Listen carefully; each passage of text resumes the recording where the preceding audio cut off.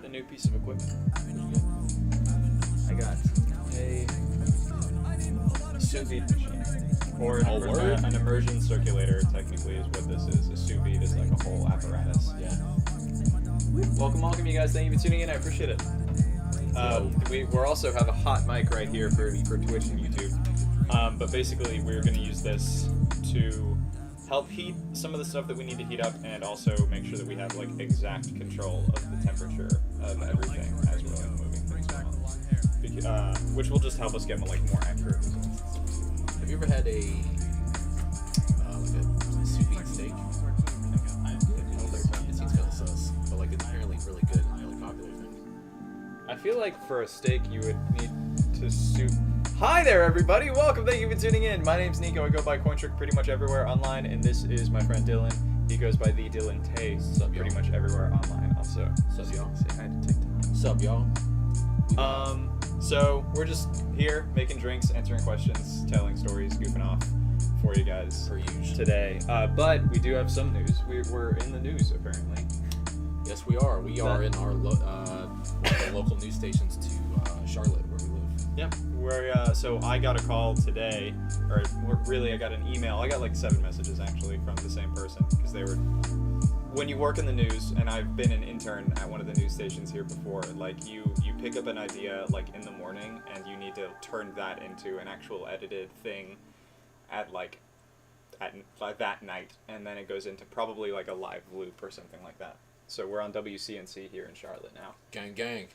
They actually found us through the UberBeer project. They found the two of us through our GoFundMe. Which is pretty crazy, because obviously there's much more popular avenues or channels they could have found a certain someone through, but they didn't. Yeah, that was funny. At the very end of the call that I was having with, the woman's name is Kendall Morris. She's one of the reporters and anchors over there. And she was like, well, how should we credit you? What account should we use? And I was like, well, which account did you find? And apparently she actually hadn't found this account that we're streaming to now on TikTok or my main account, which was kind of refreshing, I think. Yeah, that's pretty cool. So basically, we're local superstars. Well, we were. Oh, yeah, no big deal. Yeah, we were before that, anyways. Oh, I do have some cold brew coffee that I was going to turn into a drink. Because I have this, like, really intense brain fog right now. Do it. What am I going to make? Oh, I know exactly what I'm going to make. I'm going to take some of this Godiva, some of this Liquor 43. And some of this, Those are pea flower pods. Yeah, don't do that. They just turn stuff blue. That's what this is. Oh. I was turning this into a syrup. And then I decided it's probably best to not do it as a syrup, but I'm using this in a signature cocktail. You take a little bit of that up. I really wish I could get more color out of that, but there's no way to do it without, like, cooking it and then burning all of the pea flower pods that you have. Doing that and then putting it in, like, a rocks glass drink. And then when it comes out, it'll change the color of the drink that's in there. So theoretically it's going to change the color of the... Oh, hey, that's Adam Michelson. Adam, what's up, my man? It'll change the color of the cocktail. It looks like... Pardon me, down here. Ah, yeah, okay, the music stopped for some reason. Well, now it's playing, but you can't hear it.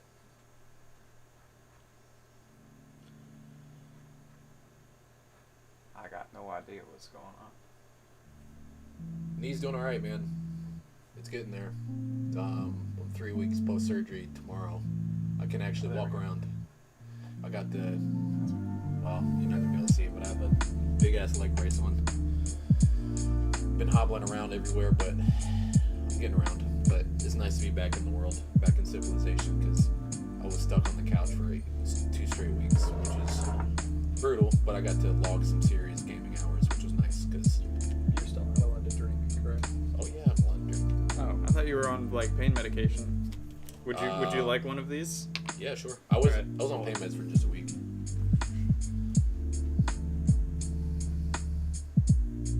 I mean, even if I still were on them, that probably wouldn't stop me.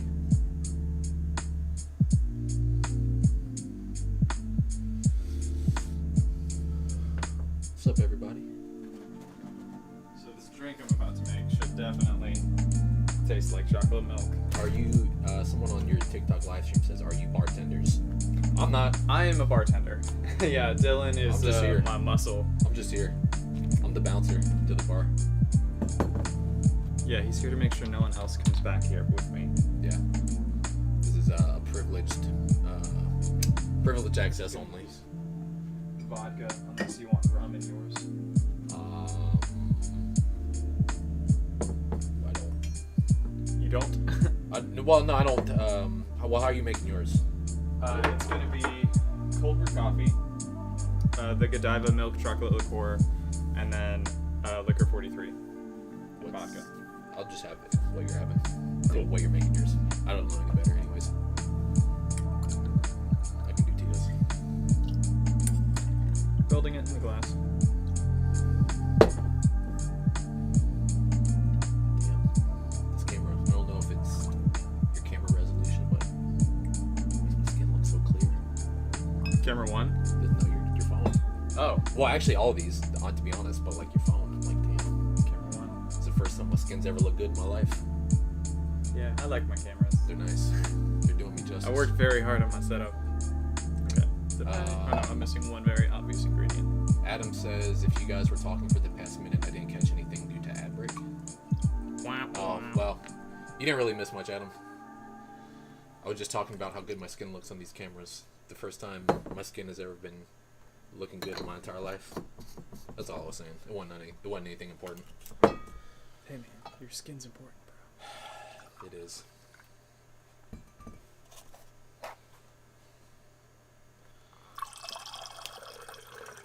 Is this boxed coffee? Yep, boxed cold brew coffee. It's actually really good. Is it like, does it have that same kind of stigma that like boxed wine has? I don't think so. You know what I'm saying? Like, Mostly because I don't think many people know that boxed cold brew exists. Well, no, if you go to your aunt's house or like a family member's house and you say they got boxes on boxes of wine, you know how they get down. You know what I mean? Yeah. I do judge, well, I don't, judging people is a strong term. But yeah, if you have like a bunch of boxes of wine, I would judge you less if you had just empty bottles everywhere. Yeah. Like you could have empty bottles of hard liquor and I would judge you less than if you're just buying cheap boxed wine. Yeah. It's beautiful. You're glowing. Thanks, man. Well, First time ever. There's the drink. Hopefully it tastes good. Cheers. That's definitely something you want to hear from your bartender. Hopefully it's alright. Yeah. Here you go, man. Hopefully that's alright. That's really good. It's like chocolate milk. It really is.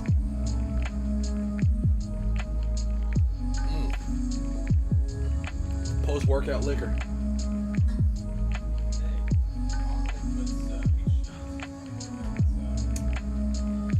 He does now. He does now. Yeah. He did. I guess that's true. He did not do that back in the 70s. Well, I would assume he didn't. But he's also Eastern European, and they're just kind of different over there. So I guess he is Eastern European. It was a very Austria. awkward interview with him where he was talking about, well, mostly he was talking about the situation in Ukraine, and he was trying to extend an olive branch to the Russians who are trapped in Russia who don't support the war, essentially.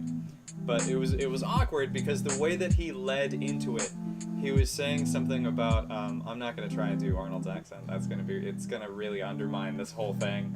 But he was saying something along the lines of like, get to the chopper now! That he was a huge fan of this Russian bodybuilder whose name I can't remember, from way back, and his dad, Arnold's dad, actually didn't like that because he was like, oh, that guy's Russian, like why don't you find a good like Austrian or German bodybuilder? And then he like kind of glossed over and just slid in there that his dad was a Nazi. Oh fuck. Yeah. He was like, yeah, my dad was back when he was serving, when he was a soldier in Hitler's army, and I was like, wait, hold on, whoa. Reel back in. Yeah, walk this back. Are you sure that's how you want to lead into support, like reaching out to Russians trapped in Russia? Yeah. Probably not the best way to do that. Yeah, considering the last gigantic conflict in Europe pitted those two nations against each other effectively. Yeah. Also, Russia is like really being compared more and more to just like Nazi Germany. We're not here to make those comparisons. Nope. So, It's one of the things we don't talk about in the bar. We don't talk about religion or politics. Well, when I can help it. Right. And if you are not too inebriated, I think if you reach a certain point and the conversation just kind of goes there, you might as well just stick with it, you know? That's fair. I'd definitely. Yeah. I I mean, if you're like vibing at the bar, this is obviously different because Dylan and I are the only two people here. We are. But like, yeah, if you're at work and there's not a bunch of people there and you're not going to bother other people with your opinions or your 2 cents or your hot take on whatever it is that you're talking about, then yeah, go off. You like vibe with whoever you're talking to. Yeah. But otherwise, I try not to talk about any of those things. Good move. Good move on your part. So many awkward. I mean, I had one guy at the bar a long time ago. This is when I first started bartending, maybe in like my second week, who was like, "Hey man, did you go to college?" And I was like, this guy had been kind of a dick the entire night. So I was like, yeah, I've got a bachelor's degree in film studies. And he was like, oh, so you're probably one of them liberals then. And then he like recommended like podcasts and stuff to me at like right after undermining me at the bar. That was really awkward. That was super duper fun. Told you should check out Jordan Peterson. Probably something like that. Adam says, I remember when I was in Romania and a cop I was working. Wait, hold on. I remember when I was in Romania and a cop I was working offered me water. It was vodka unbeknownst to me. Eastern Europeans get down. Yes, they do. They're different white people over there. They're different. Yeah. They have all of the white culture. If I will say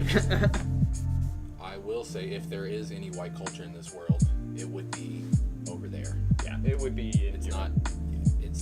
That doesn't exist in the United States. Also, that's not even necessarily like. I'd say Long Island. it's too wide a term to call that because there's nothing like uniquely white about the culture over there. It's just that many of the people there are stereotypically pale, I guess. Yeah, right. I don't know. Two white guys are not about to sit here and talk to you guys about racial politics. Sure are. I'm certainly not gonna. Your videos make me cry laughing from 2K Stormy. Thank you for tuning in, and also I'm glad I can make you laugh. That's why we do what we do. Home security. This is my mute bouncer. I lost my tongue in a fishing accident. How that happened, I don't know. I lost my tongue in a spelunking accident. How? I only have more questions now. This is really good. Good job. Thank you. I don't think I've ever had coffee with alcohol before. I like it. I feel like I've made you an espresso martini before. No, that's right. I made one for myself, and then you were like, I'm good. No, I wanted one, but like I was like, do I need to slam espresso at 8 p.m.? Oh, no. Probably not. You know? It'll have a little bit less caffeine, probably. So, hopefully. like, when you make an espresso martini, are you doing it with a shot, like a full shot of espresso? Yeah. Which is about how many milligrams of caffeine? Someone will correct me on this, because I used to know this number, and I'm not sure what it is anymore. 100? I know a cup of coffee, I think, is... But no, 80? it's under 100. I think it's like Oh, 80-something milligrams. I could do that. I think it's... I don't have my phone, because I'm using it to live stream to TikTok, but otherwise I would look it up. Well, I have a phone. How about that? Smartphone break. How much caffeine is in a shot? Dude, I was just dying with the Guy Fieri video. Thank you for tuning in. Also, I'm glad I could make you laugh. 64 milligrams. That ain't Yeah, really that's it. Damn, I would have thought Not it really that much. I thought it more than that. But it's so concentrated. It's like, there's more alcohol in like a strong beer than there is in like a shot of liquor. So it's the same principle. Like there's more caffeine in a tall glass of black coffee, but it's easier to drink a bunch of shots of espresso and drink way more caffeine. If you had a tall glass of espresso, that would be enough caffeine to like send you into cardiac arrest. Don't cite me on that. I don't know if that's true, but it would be a ton of caffeine. Challenge accepted. We're gonna find out today. I routinely drink. Welcome to the Blunderdome. Are you a Cafe Bustelo fan? Have you read it? Yeah, but not as coffee. I like Cafe Bustelo in other things. As a coffee, I would probably drink something like Juan Valdez. Not sure about Instead. that. Anyways, all I was gonna say is that I routinely drink half a pot of that every morning.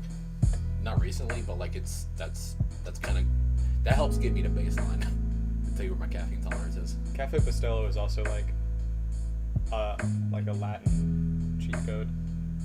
No, I know that. That's why I Yeah. drink it. That's why I drink it. I've never heard of like just regular everyday Americans drinking or enjoying Cafe Bustelo. Your boy. You're exceptionally cultured, Dylan. That's a strong compliment, thank you. I wouldn't say exceptionally cultured. I know some things. I've seen some shit. Yeah. Cited. Hannah says, shot 30? Well, we are technically already drinking alcohol. Yeah. I think I would like to not drink a ton tonight, and that typically happens when we start like taking shots while we also haven't finished our drinks. Which I just did. Oh, look at that. Shot 30. That is really good, actually. It's really good. Which of the... You use this good, Ava? Yeah, I did a half an ounce of each of these. The only thing I wish it was like a little bit more bitter. So I kind of, if I had to do it again, I wouldn't use this one. I would use the dark chocolate, but I don't have any dark chocolate anymore. He sounds so good. Or not. I didn't realize I missed one. Oh no, we didn't have a shot. We just had drinks We in had a front drink. of us. We had a drink. What would you like to take a shot of? We don't really have a whole lot of tequila. It's alright. Shout out everyone on TikTok for the selection process. Here we have... Liquor. Hold on, let me... Oh, you know what? I should have used the vanilla vodka. I'm an idiot. If I turn it more, is it going to fall? Maybe. trying I mean, you I'm can trying also just... Let's try to get the full thing in focus. Oh, wow. Alright. We So- can take a shot of vodka. Let's do it.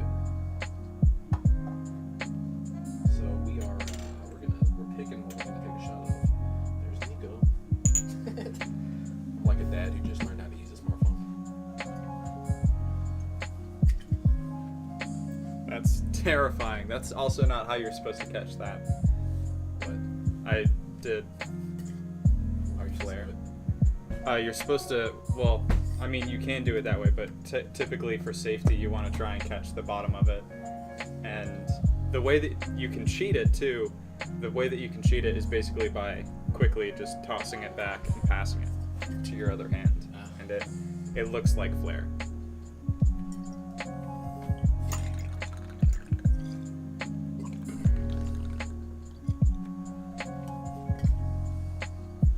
It's one of my favorite moves to do. It's deceptively easy, too. Cheers. Cheers. Cheers, guys.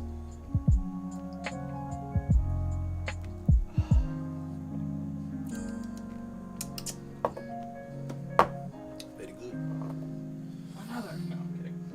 Probably grab something non-alcoholic. Actually, I kind of wish I just had like ginger beer. Well, this is not bad. No, that is. Have you ever had soju before? No. So I have two kinds. This was part of the making those signature cocktails. Actually, that's good. That's fine. So we have regular unflavored soju, which is it's like fermented rice wine, kind of technically, but it's not exactly like sake. To make sake, you have to use something called koji, if I recall correctly. And there's like a whole 3-stage process to even like preparing your mash to make sake in the first place. Soju's a little bit more of a direct process. Peace out, Adam. Take care, Adam. Thank you for tuning in, man, and sticking around. I appreciate it. Well, that looks gnarly. That's going to take a chunk out of my thumb later. And then here we have a flavored one. Yeah, I wasn't feeling that one, to be honest. Yeah, I mean, Yeah, this is substantially better. So what is this, fermented rice? Yep. No ingredients. I'm not super familiar. I'm more familiar with how to make makgeolli than I am to make soju, if I'm pronouncing that correctly. There's also, I think there's a rice distillate that's native. I believe it's native to Japan, but I may be wrong because I might have no idea what I'm talking about. It's called shochu. S-H-O-C-H-U. Shochu. Yeah. Which apparently, I guess, is like gaining a lot of popularity in cocktail bars here in the well, I guess around the world, really. There we go. Just trying to smooth that out so that I don't accidentally open up my finger. Adam might make soju. He gets his stamp of approval.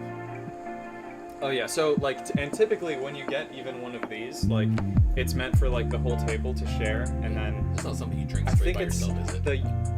yeah, you can. But everyone would have like small, like maybe I have a set back here. Yeah, everyone would have something probably actually even smaller than this to serve it. Well, I'll show everyone what I'm talking about. There's a little cup that I have in half because I have a little sake set back here. It's all magic stuff.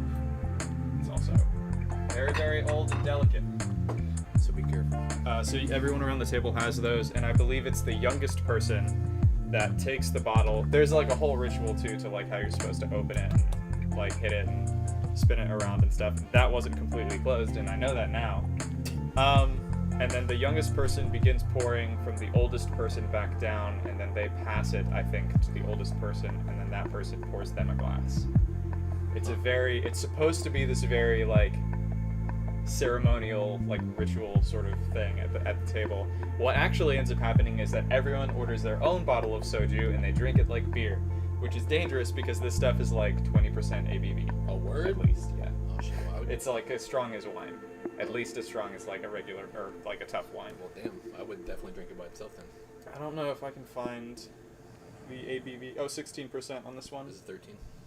That one's 13%? Yeah. So yeah, it's like as strong as wine. So imagine just like trying to drink 2 glasses of wine.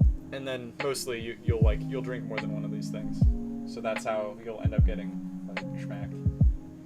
Nice. But you should drink some of the strawberry one actually. Or I could turn it into a cocktail for you. I'm down with that. I prefer that than to drink it by itself, I guess. can also do soju bombs, where you put a shot glass and you drop it into a beer, which is also really delicious. But I don't know if you want to commit to that. I'll have a cocktail. Cool. I don't want to feel like slamming anything right now. We're gonna use. Have you ever had I'm sure you have, a Mexican car bomb? It's exactly what you think it is. If you Tequila dropped into like a Dos Equis or something. exactly what it is. Yeah. Yep. It's not as great as it sounds, unfortunately. Actually, I'm using a soju bomb for one of the signature cocktails that I have to make.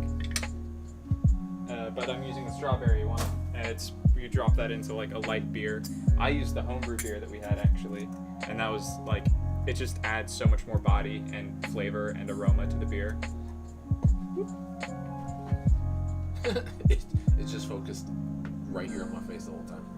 There we go, that's better. Well, now it's just on me. So this is the issue when you have like a vertical setup like that. Will TikTok Live allow you to turn your phone on inside? And like the camera will adjust? Yeah, but I mean, typically, chat can tell you guys if you can hear us. How often do you think people turn their phones to watch stuff on TikTok? Because I don't think people do it at all. That's a good point. I've definitely tried to like upload like regular 16:9 like horizontal stuff before, and like no one watches it. I think because you're typically holding your phone and you're scrolling through, and most people I think are probably doing it one-handed because you'd look like a caveman if you held your phone with two hands trying to like just swipe through videos. That makes sense. So it feels weird to go, and then you have to grab it with two hands probably. That makes sense. Fair enough. And what is this cocktail called? Does it have a name? It's gonna be kind of like a version of a gimlet. Strawberry gimlet. I don't know what that is. Strawberry gimlet. What's a gimlet? A gimlet is, well, normally it's supposed to be just two ingredients. Originally it's gin and Rose's lime cordial, but now a gimlet is normally when you order one, if they don't have a lime cordial on hand, it'll be made with lime juice, simple syrup, and then your choice of either vodka or gin. So I think, and then there's also, I think the French gimlet is a slightly different recipe. Either that or the French gimlet specifically refers to when you make it with. It's made with croissants. It's made with flaky pastry dough. Yeah. I saw this video of someone getting like very irritated that we call chocolate croissants in the U.S. What are they called over there? Pain au chocolat, which means it's kind of like saying bread a la chocolate. Seems kind of ridiculous getting mad about something like that. I mean, it's not wrong. Not really, you know? It's one of those things, and this is probably the same kind of person that like goes to places and they're like, hello, I would like a croissant. Ugh. The difference is that if you say that, someone can guess exactly like that. You're probably just being pretentious and trying to say croissant. Yeah. But when you say pain au chocolat, that means nothing to like your average English speaker. But if you speak French and you speak English and someone tells you chocolate croissant, there should be a 100% chance that you know exactly what they mean. Yeah. Okay. So, as someone who has lived in the South most of their life, but who is also part European. Oh, me? Yeah. Yes. In Battle of the Bands, are you taking biscuits or croissants? I would take croissants. Biscuits, I mean, because croissants are a little bit easier. You can get decent ones at the store. Biscuits, like, unless you get them at, like, Bojangles or something, I don't make great biscuits. So that's why I would do that. Gotcha. I'm going to steal some ice from the fridge. Just curious. I like both. They both have a place in my heart.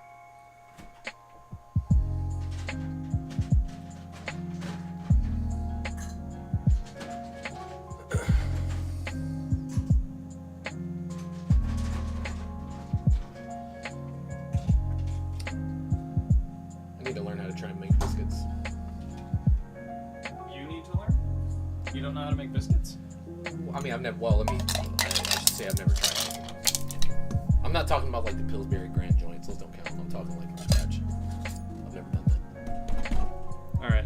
I think I've only ever used this shaker 2 times before, because I don't normally like cobbler shakers. Did you want to try and shake it? It looks like an urn. Yeah. Not really. But Take grandma. Show her a good time. Is there a preferential way to do this? Well, since the ice isn't high quality, you want to do it hard and fast. So, like, if you had decent ice, then you could do something like most people will take it and then they'll temper the ice with like a few light shakes, and then they'll just like begin to rip into it. But if you're working with ice like that, you're fine to just kind of like shake the hell out of it.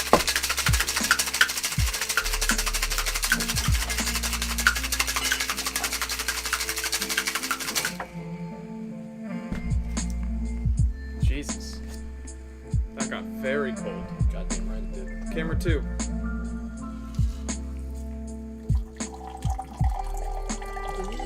Well, TikTok can't see it, but it's definitely real. Get there nice and deep black. And, do we have ice here? Well, I guess that. I think my mom may have emptied that. Kind of try and turn this into a slushie, and then I'm gonna see really quick. This is probably like one of the most sanitary ways that you could taste somebody else's cocktail.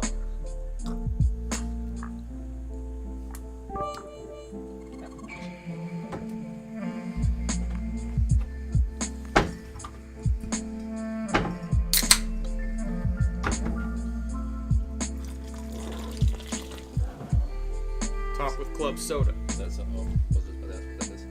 It's club soda. I'll drink the rest of this right now. So bubbly. Speaking of bubbly, have you ever seen? Have I shown you it's gonna sound dumb. Have I shown you the flavor blaster that I have before? I don't think so. So this is another thing that I'm using for these signature drinks. 3 of the signature drinks have like a gimmick to them. Damn, this is good. Keep that thing on me. Keep that motherfucking thing on me. This is like a really good like summertime drink. Yeah. Kind of. I built it kind of like a daiquiri. So that's strawberry soju, lime juice, and because the soju is so sweet, you don't need to add sugar to it. And then Gucci, what's up, man? Welcome back. And Keisha, welcome. Thank you for tuning in on YouTube. I appreciate it. Oh hey. I can imagine being at a cookout, dead middle of June, July, and drinking about 10 of these. Oh wait, I have seen that.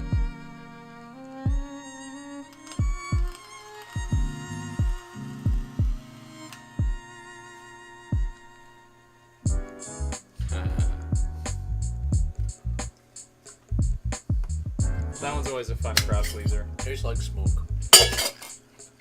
Not really. Can't believe that actually worked. Tastes like smoke. There are like different scents that you can put in it too. That shouldn't happen. I think right now I'd have maybe the neutral one in here. How do you put what? You put like essential oils in there, or what do you? How do you?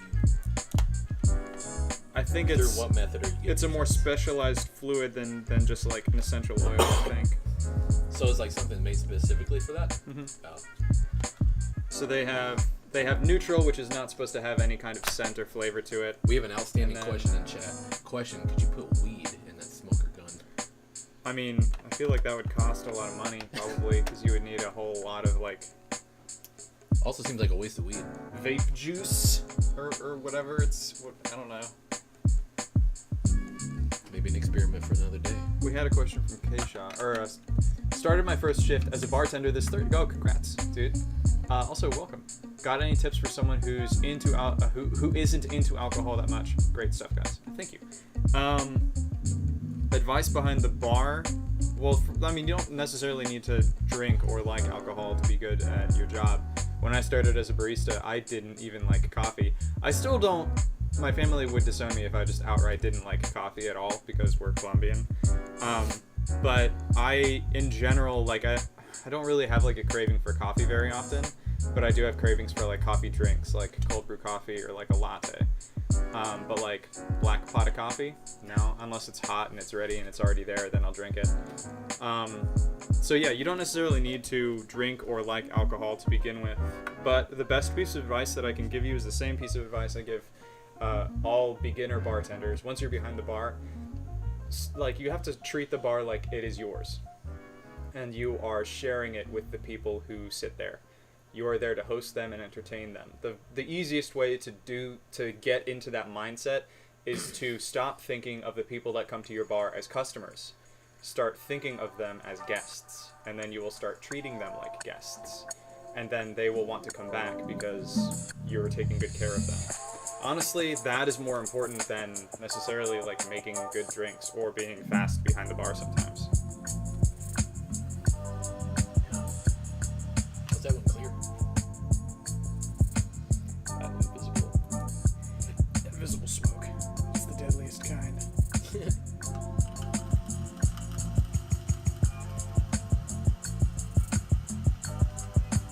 How much can you put in there?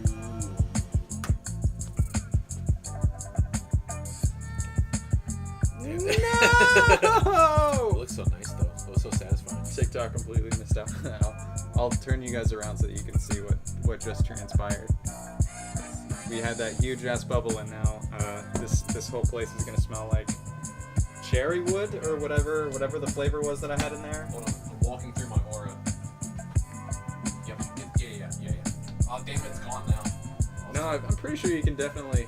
I'm trying to pull a Prince. Okay. Oh well. Gimpy was too slow to get over there. The Bionic Man. That's right. Did you call yourself Gimpy? Yeah, I did. I mean, it's not inaccurate.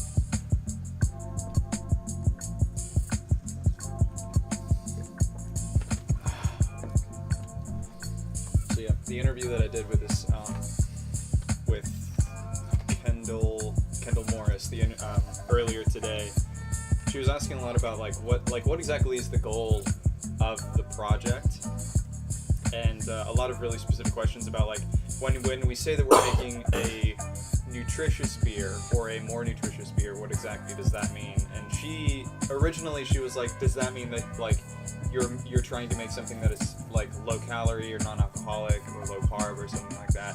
And I guess we're not trying to take away anything that's already in the beer. We're trying to figure out how to make a beer that has more in it. So, because I mean, honestly, we've made healthy sodas for people. We've made all kinds of different things healthier than they were originally. We've made healthier bread.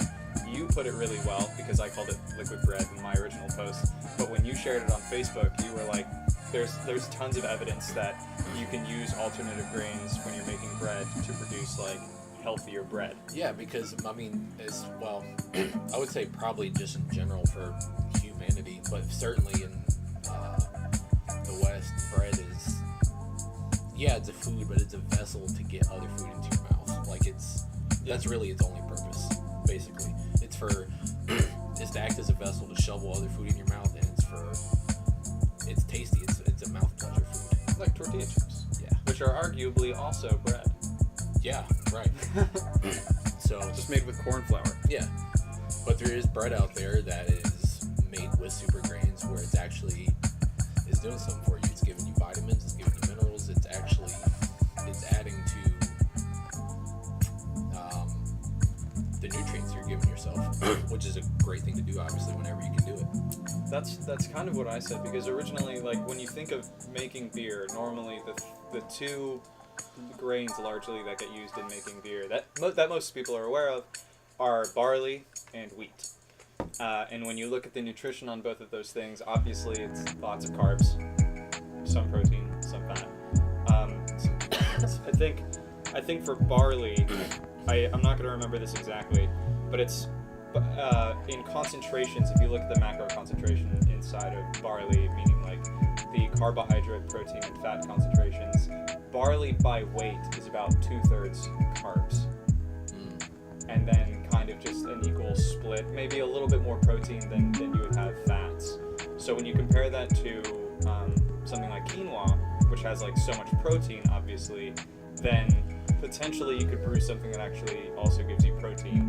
If you look at that compared with amaranth, barley and wheat really only ever contain not even a significant amount, but like a usable amount of, I think it's zinc, iron, potassium, and sometimes magnesium, if I'm recalling these correctly. They're all in our lab notes, which are in this house somewhere.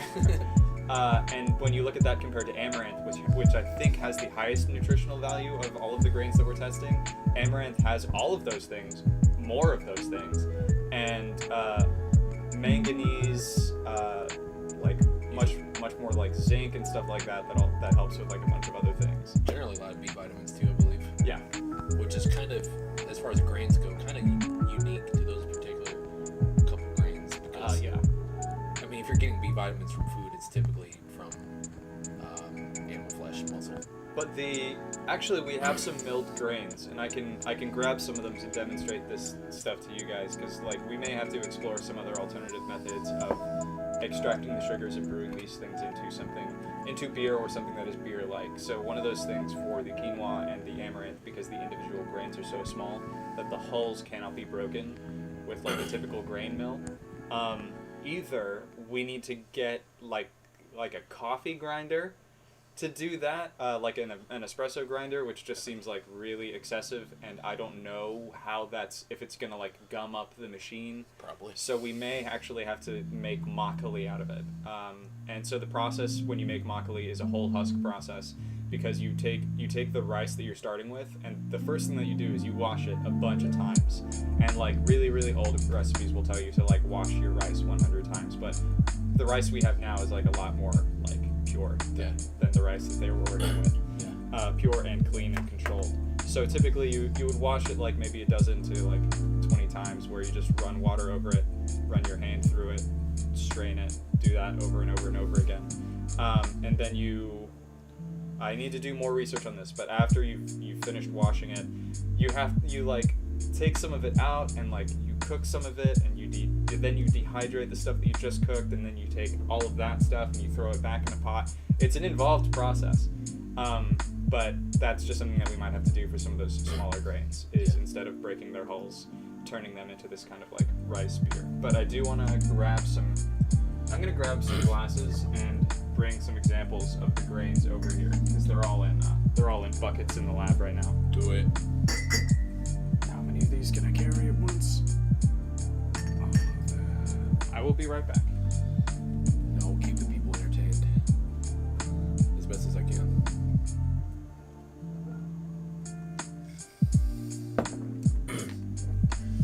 TikTok, thanks for tuning in, y'all. Appreciate it. Feel free to give me a follow on TikTok. I'm new to TikTok. Handle is TheDylanTay, TheDylanTay. A lot of stuff to come from me and Nico in the coming weeks and months. So feel free to give me a follow. I appreciate it. Shotgun a beer, Rollins says. Not a bad idea. I don't know if we have any beer that we can drink right now, but I would love to. I'm a beer guy.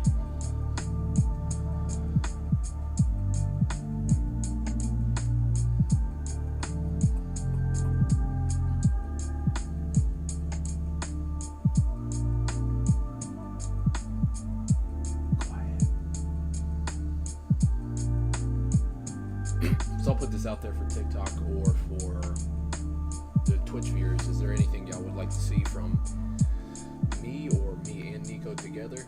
Just content from us that we're not already doing. Just things that y'all think would be entertaining. Let us know. We can make it happen. We like to think we're pretty entertaining guys, so whatever you recommend, I'm sure we could probably pull off.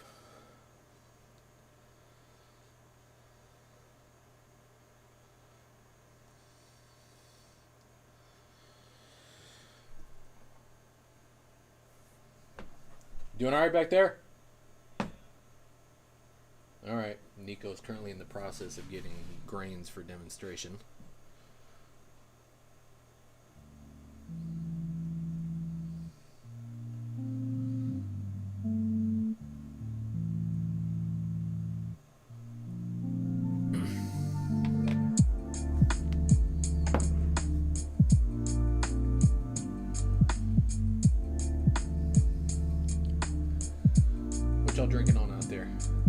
Wait, you're on TikTok. Drop a comment. Let us know what you're drinking, if anything. Not that you need to be drinking to have a good time.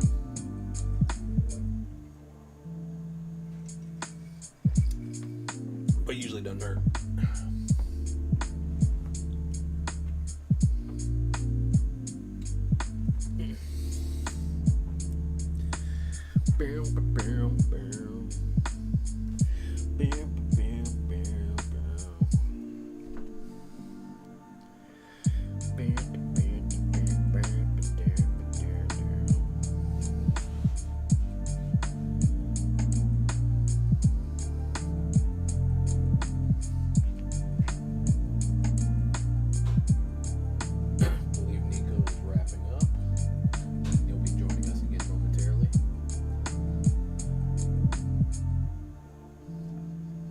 Still doing all right back there? All right, just a second.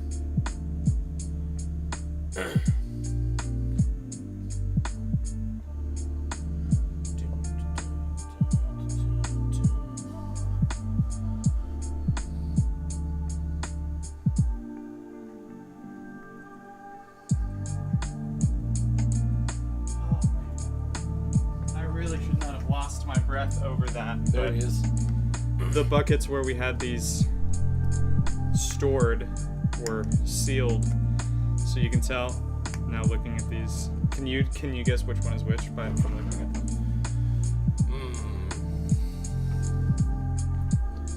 I want to say, is this quinoa or is this quinoa? This is amaranth. Amaranth has the smallest like individual grain size. Let's go to camera 2 so they can get like a better look at what these look like. So quinoa, amaranth. Mm-hmm. I don't know what these other three are. Okay. So you have quinoa, which is probably the experimental grain that we're using that most people will be familiar with, and then amaranth. This is bulgur. This is millet. And this is farro. Yeah, I would have never even. And if anyone's wondering, farro is the closest to. Let me see if we can. Farro is going to be the closest to what, like your typical, like barley or wheat would look like, which makes sense. Farro is just an ancient grain, and people have been making beer out of farro for a long time. We're not the first ones to do it, but we're the first ones to kind of conduct an experiment out of this, like expressly, like to track like the nutritional value and all of the things that come from these different grains, and seeing if we can actually produce a beer with them. And the ultimate goal is to make, a super blend of these things and show you guys how to make it easy at home. You don't need to go through all of the meticulous tedium that we are doing to do this, but we have to do that to make sure that we're remaining scientific about it, and so that we actually have meaningful results that we can like report, if that makes sense. Thanks. Shotgun a bear. A bear or a beer? It says bear, and he's got a bear emoji next to it. About to shotgun this club soda. Have the biggest burp of your life. Yeah. So I'll organize these from like which ones are probably the most granular to the least granular. So, and you can kind of tell some of these, like if you spin them around, will have, like dust from the holes breaking and stuff like that. So you can tell even this one, you can tell it's kind of powdery in some places, so that means that some of these holes have broken. But when you look at the amaranth, the smallest grains that we have, you can still see all of the individual grains all the way around. Yeah. So this is something that would probably work better if you turned it into a makgeolli. And then quinoa also has a little bit of that dust forming, but not so much. And when you look at the biggest grain that we have, which is the farro, it's got a ton of that dust forming from processing those grains. We could also just run them back through the mill again if we really wanted to, but we're trying to keep everything as consistent as possible, which means even though I knew that the amaranth wouldn't get broken down in the mill, I did it anyway. I ran it through the mill just to say that I did, to make sure that someone down the line doesn't look at our results and go, Well, they didn't even like break the hull on like they didn't even try to mill the amaranth. Of course, it didn't work. Yeah. It's like no, we have to treat every single batch exactly the same. Yeah. So, and to do that, we're getting 1 gallon kits to make all of these beers. So all of the measurements for everything will be exactly the same. Yeah. All of the ingredients will be exactly the same. The only thing that we're changing is the grains that we're using, and we're making a 6th beer, which is just going to be following the original recipe for the beers that we have now. It's going to be an IPA only because, I mean, I enjoy IPAs, but that's not why we chose that one. IPAs have the most, or most often, they have the most bittering stages, and I think there's 4 times that you would normally hop your beer. And that means that we can substitute those hops also for other things that might be healthier for you, like CBD flower or wormwood. Wormwood would be pretty interesting. Yeah, wormwood's been used as bittering agent in beers in the past, but again, it's one of those things where the whatever nutritional value that it has not really been tracked. And hops alone have some extra health benefits in being natural muscle relaxants and things like that too.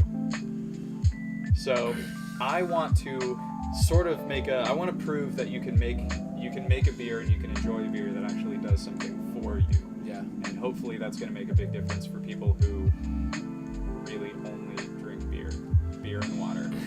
Because there's a lot of people who like you can't convince them to drink juice or sports drinks or whatever, or like I'm one of these people too. Like I'll eat one fruit every once in a while. Like every couple of days I'll have a tomato, and that doesn't even count. I'll have one fruit. I will have one fruit, please. Yeah. I'm not a big fruit guy either. I do try and incorporate it though. I wonder. Quinoa definitely has. Yeah, like a smell to it. And that like dusty, earthy smell. It smells like hamster food. Sure does, or like the pellets that are. The farro doesn't really have any distinct scent to it at all. It smells good. Yo, I am here. Welcome. Thank you for tuning in. You'll know me as. Welcome. Thank you for tuning in on Twitch. I appreciate it. How's it going? What's up, dog? Cheers. Stay thirsty, my friends. Oh, there's a bot AI script for a Dos Equis commercial. Well, the people are already asking for it. I would like use my that's phone, but we're using my phone to live stream. Do we do it right now, or do we? Sure, why not? Where am I going? Instagram? Yes. What's the name of the page? Bot_scripts. How's your day? Good. Thank you for asking. My apron matches my shirt, so I'm excited. I am going to take this apron off, though.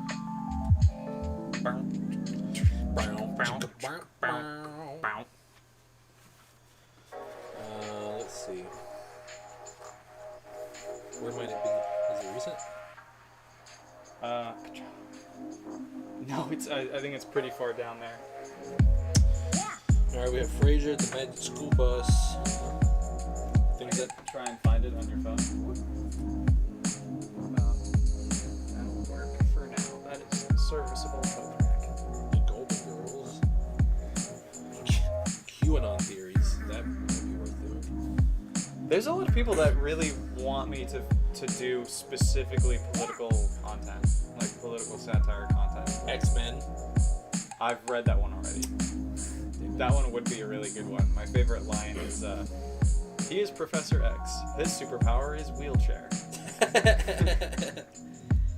Donald Trump, Bill Nye the Science Wolverine Guy, does something metal. Billy on the Street. Don't even know what that is.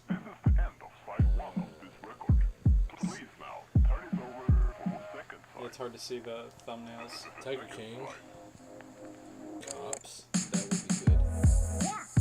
Trump on fire at the press conference. Luckily, there are a lot of those scripts that are political, but I feel like if I do one that is like just Trump or like just Biden or whatever, or like there's one that's like a Democratic National Committee or Democratic National Convention. press conference thing that has, I think, Bernie Sanders, Hillary Clinton, and Joe Biden, I think, as characters on it. But if I do that, then I feel like I have to do like the Trump coronavirus press conference like the next day. Sure. I actually had somebody message me, and they were before I did the Trump-Biden debate one. Somebody messaged me, and he was like, "Dude, I gotta say, I love the scripts that you write, and I'm so glad that you did one for Biden and for Trump, even though I voted for Trump. Like, I think they're both hilarious." And I was like, "Well, I didn't vote for Trump, but thank you for that. I appreciate it." They have a Rocky one. How many characters are in it? Shit. Hold on. It's hard. They all look the same. So other than the narrator, there's Rocky, Russia Boxer. That's it, 2. So 3 altogether, including the narrator. Do you want me to be narrator and Russian boxer, or do you want to try and do both Rocky and Russian boxer? What do I want to do? I feel like when I read the narrator stuff, we don't get enough of you. And people actually really like listening to the way that you read the lines. Also, it's more fun for me when I edit your parts. Okay, so you want me to do both then? You'll be the narrator. Okay, all right, so... How good's your Russian accent, Dylan? We're gonna find out. All right, so we might have to... So since we're sharing a phone here... well... Alright. So this is, I forced a bot to watch over 1,000 hours of Rocky movies and then asked it to write a Rocky movie of its own. Here is the first page. What? Rocky, I'm really bad with Roman numerals. Rocky XIVIVVV. I don't actually think that's how Roman numerals work, because that would be like... 37, or some shit like that. That's a 10... has a 10-4, good buddy. 10 IV? Or so XIV, that's 14. Yeah, 14, and then IVVV would be plus 11. 11? So 25. So yeah, so it's Rocky 20-something, let's say. And the name of the film is actually Rocky Boxes. Exterior, Philadelphia, Pennsylvania. City of bothersome love. We see Rocky. He is so Italian, he is American. His job is climbing steps, but he also punches for money. Rocky is next to Liberty's Bell, drinking eggs straight from chicken. Damn, that's metal as fuck. Rocky. I win. Eggs loose. It's actually a decent Rocky. Thanks. Rocky punches Liberty's bell and it boxing rings a sound so far that it goes even to planet Russia. Exterior Russia, no building on planet. The sound of liberty wakes everyone in Russia. They are mad, losing dreams of snow and sharing. One Russia boxer sits in his steel bed and rips off his sheet of Vladimir linen. Russia boxer. Okay. I must break America's rock. Really good. Thank you. He punches himself into Earth. Exterior, Philadelphia. Oh, like he's digging to the U.S., I guess. Exterior, Philadelphia. Dad. The city with love of broth. Rocky is beating up Philadelphia's dead cow when Russia boxer appears covered in Earth's blood. Russia boxer. There's a lot of dialogue here, so it's going to be me reading names and then Dylan trying to change voices very quickly. I defeat men. Are you man? Rocky. I'm assuming there's only two. Yeah. You, I am Rocky. My brain is weak, but my body is strong as towels. Russia boxer. We fight. Got a little more out there. We fight. If you die, let me start over. We fight. If you die, America dies. If I die, Russia dies. If you die and I die, Japan dies. Okay? Rocky? Yo. Okay, Dre. Yo. Okay, Drian. First, I do train. My jaw hurts. Okay, so I'm read it. We see Rocky knock out a train of cream cheese, Philadelphia's water. We see Rocky lift a museum, making the art better. We see Rocky invent jogging to throw away his sweat. He's ready. Rocky continued. Let us now go to Punchadelphia. My jaw hurts. Russia boxer injects himself. Wait. Russia boxer injects self with pure communism. He grows 10 extra fists and his muscles dance so Sovietly. Rocky continued. I don't care. I have my heart. Rocky's heart punches Russia boxer. It is Boxing Day. And scene. And that was how the Cold War was won.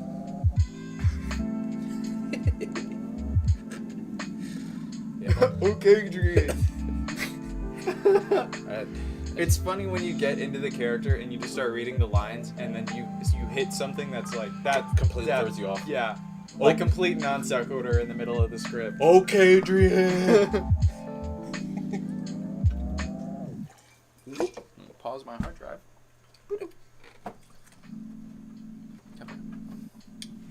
How about a Stranger Things AI script? That would be great. They don't have a Stranger Things one. They have a Black Mirror one. So here's something that not many people know. I don't actually program the bot and write the scripts. If you look at the videos, you can see the accounts that I'm pulling them from.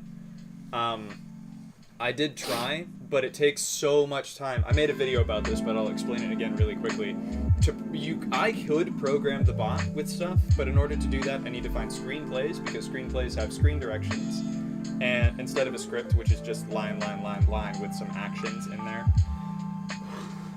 And then I need to break that screenplay into different parts. I have to basically isolate all of the stage directions and camera movements in one section, and then another document for each character that speaks.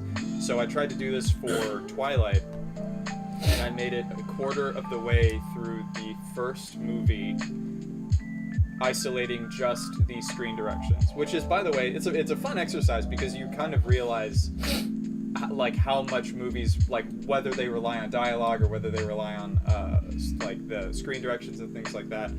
This one was straight up difficult to read. As far as screenplays go, it was written poorly to begin with. I don't know if it's because I've gotten used to just reading satirical stuff, but even I was reading through it going she does what? I could almost just read this. And then that process took me 4 hours. I made it a quarter of the way through isolating one voice, and then I was gonna do just that, and then Bella, and then Edward. But then I would still I would have one movie script to feed the bot, which is not necessarily good. I have been asked to do one for Critical Role, which is a D&D show. And that would be a little bit easier, because they have a Twitter account that live tweets the events of the show. Okay. So they have text-based things that include actions and who says what and what character does what or whatever. So I could grab those things. If I could find all of that stuff all in one place and copy-paste it, then I would basically do an AI, AI generates Critical Role tweets, so that it would be Season 4, episode 438, hour 4.5. This character does a backflip and lands on his dong or something. Or they always end up being a little bit chaotic and weird and non sequitur. Shit, sounds good to me.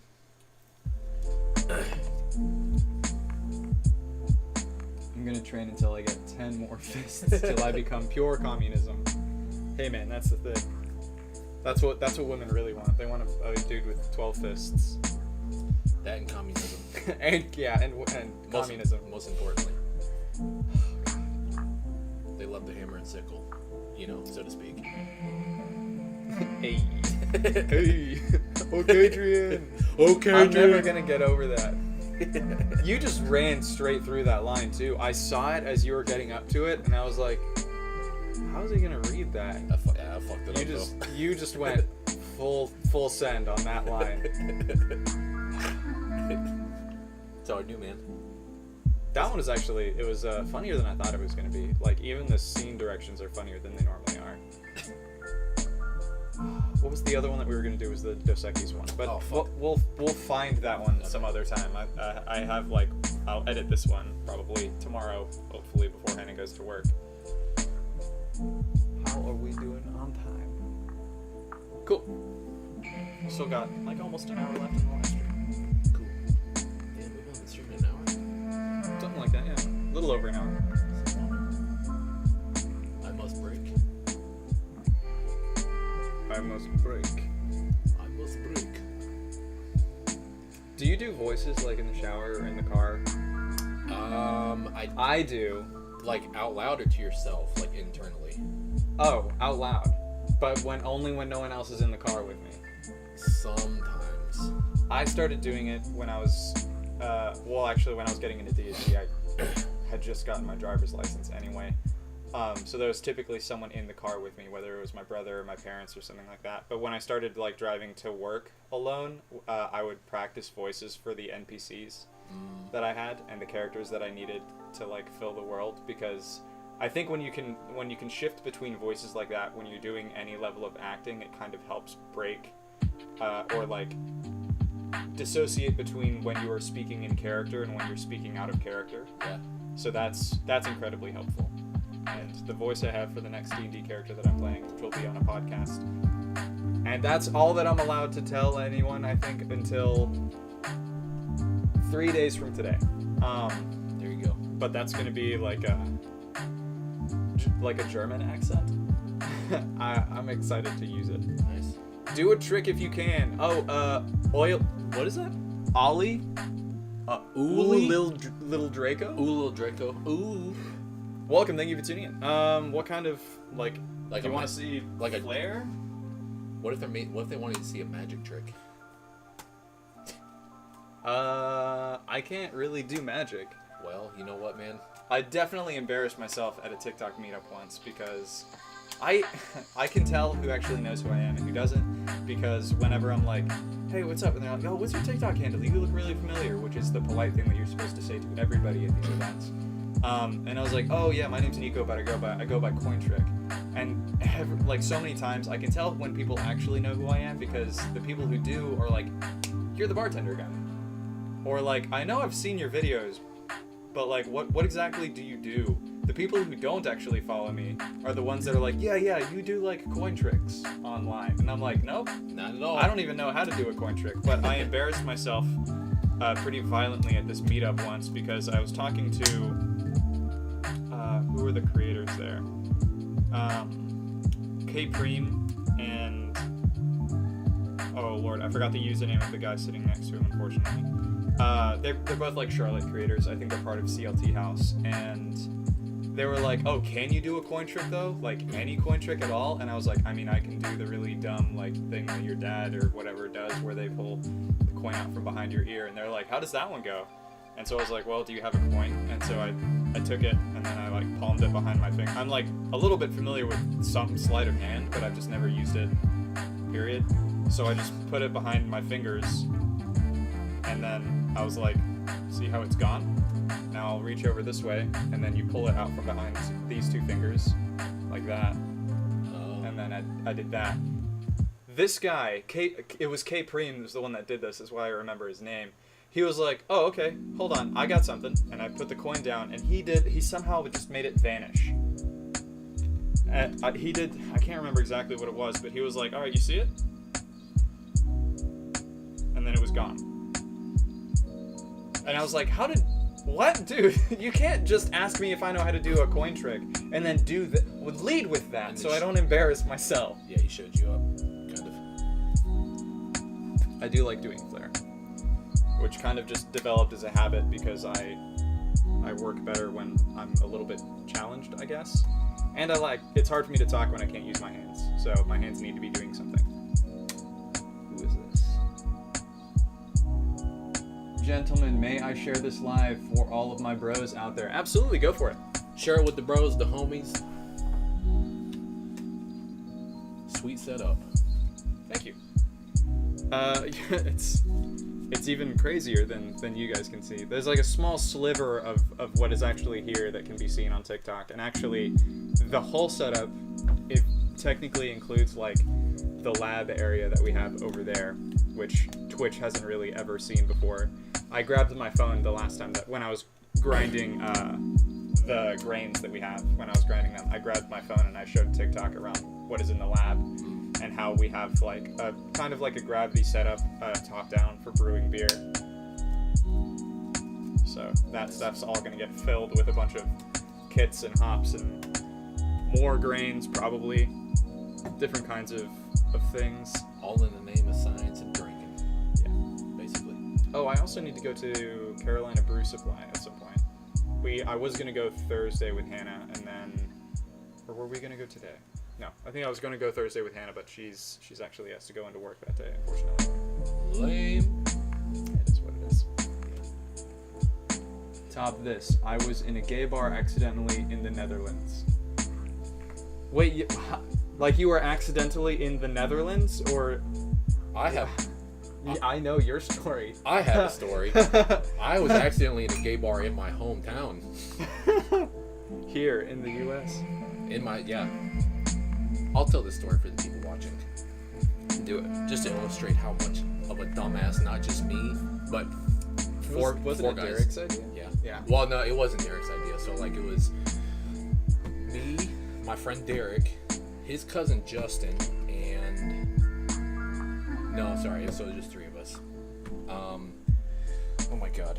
So this guy Justin, okay, he says, so we were hanging out at his house, and he said, hey guys, I was looking for something for us to do tonight, and I found this pretty, it seems like a low-key bar lounge type thing. I think we should go check it out. Okay, cool. What's it called? The name of it, I don't know if it's still around. The name of it was called The Closet. Now, they've changed names like 4 times since then, but I think the location is still there. So it is still there. Yeah, it used to be on the CPCC campus, right? At the central campus? Very close to that. Yeah. Like, well, it's not important, but in that general direction. So anyways, The Closet, in my mind now, as a adult, is a dead giveaway. You should have known. But that did not register at the time. I'm like, at the time... They're so innocent. Now at the time, I would have been like, I think of like maybe 18, 19, maybe younger. So I was like, okay, cool, let's go, I'm down.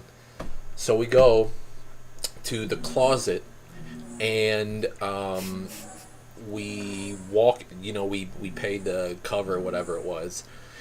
And so like, right when you walk in, to the right there's a dance floor, and then straight ahead there's like a lounge area and another bar, basically. How I remembered anyways. So we just start walking around, and we look over to the dance floor. It's kind of empty, but there's probably like 10 people, 8 people. Like, it was fairly early on in the evening, but they were it was all men dancing with each other, which is great. That's fine. I'm not trying to make fun of anybody, but I'm just saying that's what it was. That also wasn't the final red flag, though, was it? Well, I think y'all were there for a minute, if I recall correctly. we were there at most 10 minutes. Oh, okay. We were there at most 10 minutes. There was actually I skipped over the second red flag, or yeah, we'll call it red flag. The person who was I guess the door greeter, the receptionist, the person taking cover was a cross-dressing gentleman. guess that's what you would call that person, a gentleman, cross-dressing gentleman. I feel like that's safer than just assuming drag queen. Yeah. So I'm like, okay.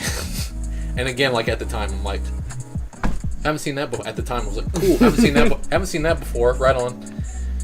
And then after about 10 minutes, we're like, you know what? There's not really a lot for us here. We're gonna go now. Didn't someone hit on Derek? I wouldn't be surprised. He gives off an otter vibe. Now, like, so after 10 minutes after we left, Derek was like, you fucking, like, talking to Justin, his cousin, like, you fucking dumbass, you walked to a place called The Closet, and then they start booking it down the sidewalk. Like, he starts chasing him to the car. Like, what the fuck? And then I'm dying of laughter. I'm just walking behind them, following them back to the car. So, that was that. Because, like, now, honestly, going to a gay bar sounds like a good time. Yeah, whatever. But, like, at the time, that I had no exposure to that. I didn't know about any of that stuff in my hometown. I didn't know. But probably the funniest thing about all of that is us, like, the name of the place being called The Closet, just... Yeah, completely over your heads. The fact not one of us caught it. Like, the three of us did not catch on to it. They changed from The Closet to something that it was, I forget exactly what it was after The Closet, but it was another like coded word like that. I just can't remember exactly what it was. Like, they may as well have called it, like, coming out.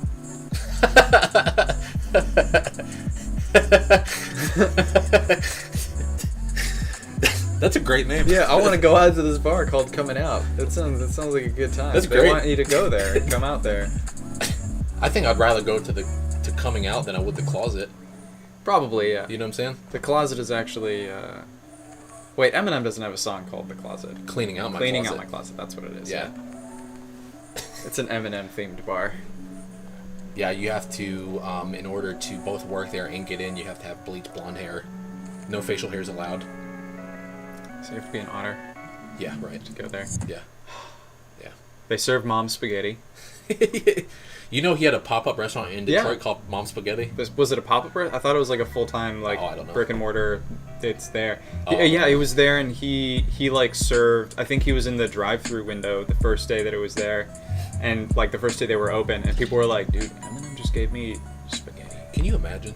Can you imagine just like going to Mom Spaghetti and like Eminem is... I'd be like, I need to slow down on the drugs. If I were driving around and I found a place called Mom's Spaghetti and somehow ended up in the drive-through line, and for whatever reason I decided to go there, and Eminem was like, "Hey yo, here's your spaghetti," and I was like, what weird Twilight Zone episode bullshit did I just walk into? What is happening? Because let's not gloss over the fact that if anybody is going to a drive-through for spaghetti, I believe it was the drive-through. That's just not a drive-through food. It just isn't. Could you imagine? Because like typically, I don't know about you, but whenever I get drive-through food, I like to nibble on it as I'm driving. Could you imagine trying to like eat? Unless it's like Lady in the Tramp style, where it's just like one really big noodle, and you're just like, oh, sick.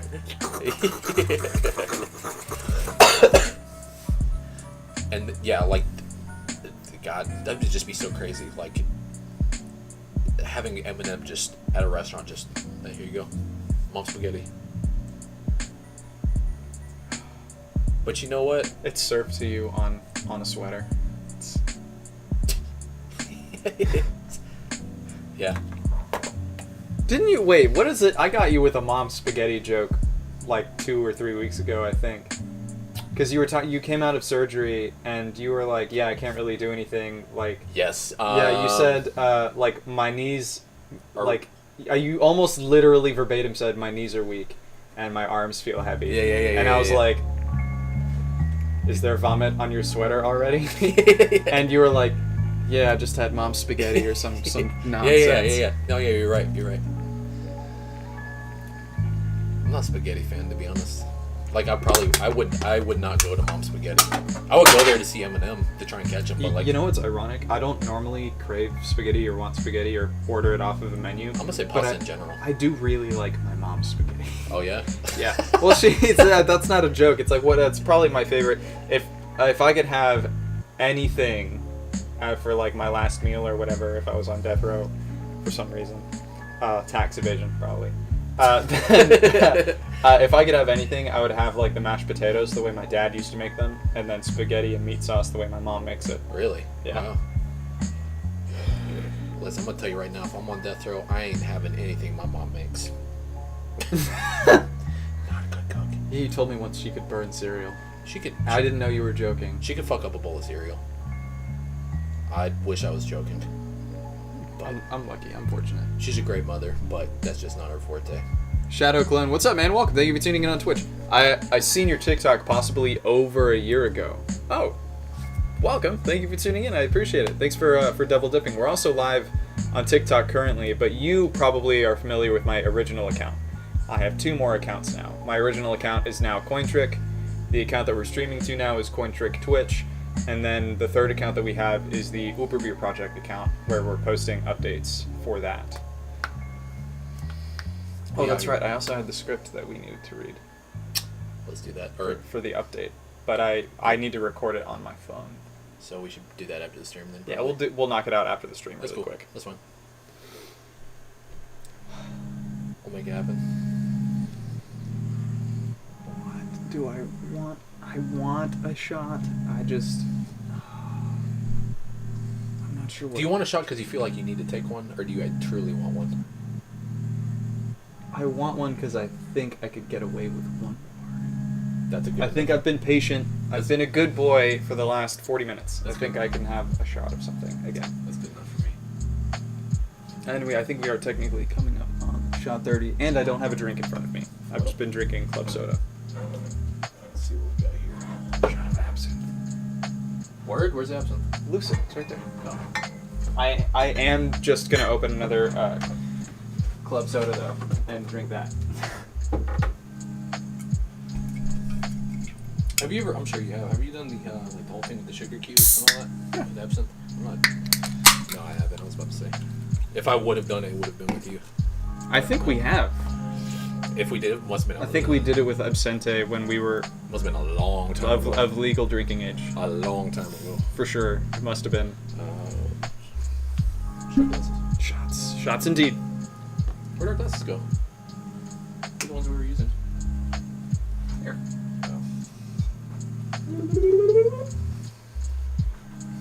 The absinthe is actually also really strong, so I'm trying to be delicate with this pour.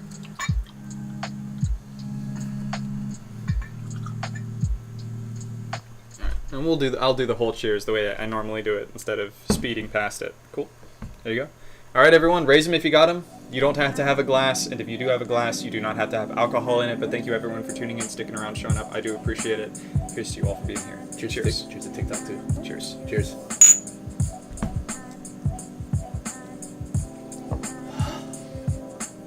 You know what's really fun? You hold your nose and then inhale.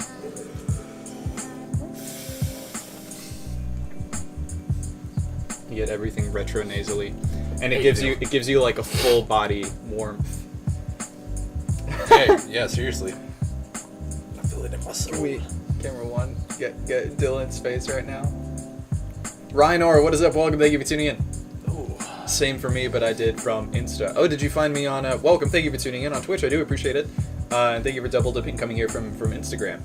Yeah, I guess my Instagram is still Cointrick Twitch. But how did you find me on Instagram? Out of curiosity, because most people, actually on my Instagram, about half of the people that have followed me there got there from my TikTok. And the other half got there through finding my stuff on BuzzFeed shared my stuff, and I think BuzzFeed, Lad Bible, and Chive TV all cycle through my stuff. God, I'm very warm right now. Like it's like You're hot, dude. Or whatever. I can't.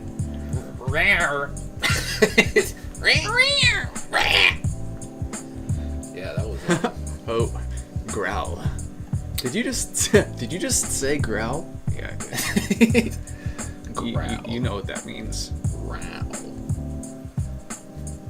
Cheers. Cheers back at you. We just had one, but cheers. He's drinking a club soda. Well, because it keeps me from wanting to put a cocktail in front of me. Is there a difference between UberBeer. Is there a difference between club soda and seltzer water? Seltzer water, I think, is alkaline. I think, but I mean they're interchangeable. But for all intents and purposes, they might as well be. They're they're the same thing. But I don't know. I might be talking out of my ass. Somebody can Google it really quickly. Through a reel of your story telling the story of a he's saying customer trying a new drink, something like that, while making a drink. So he's talking about how he discovered you. Oh, person. okay. Cool. A reel of me telling a story of a customer trying a new drink, something like that. Oh yeah, while I was making a drink. Yeah. I started doing that after like the third storytelling video that I made, because so many people were like, "If you're a bartender, then make a drink." I was like, okay. It's easy enough for me to just make a drink while I'm talking anyway. It does make the editing a little bit difficult because sometimes I'll shut up in the middle of a movement and then be like blah blah blah blah. And when you're editing, all of that silence when I catch it and I'm spinning around with whatever I have, it takes so much more time. And this was back in the days when on TikTok you could only upload 59-second videos. So anything that I could cut out had to go. But it ended up really improving my editing. How long can videos be now on TikTok? How long have I had videos on TikTok? No, how long can you make videos? Technically, you can make videos. You can upload videos that are up to 10 minutes long Okay. if you upload them from your computer. From your phone, you can upload videos that are up to 3 minutes long. But the algorithm doesn't typically push videos that are more than 59 seconds. Because they understand that the way that the app is mostly used is on the toilet, like one-handed. People are just there, like Yeah. passing time. Yeah. So that's one of the reasons why actually this account, the second account that I have, where we're reading the scripts, there's no way to cut those under without losing a lot of the stuff that makes them funny. There's no way to cut them under a minute. So I was like, screw it, I'll just post them like this. And I think that's one of the reasons this account grew so quickly is because the way the scripts are laid out, you want to watch the entire thing. There's never a moment when you make it halfway through the script and you're like, all right, I got it. I got the joke. And then people will typically begin to comment, and while they're doing that, it'll play over again or whatever. The scripts get, just the language they use just gets way too haywire to not want to keep reading. I feel like.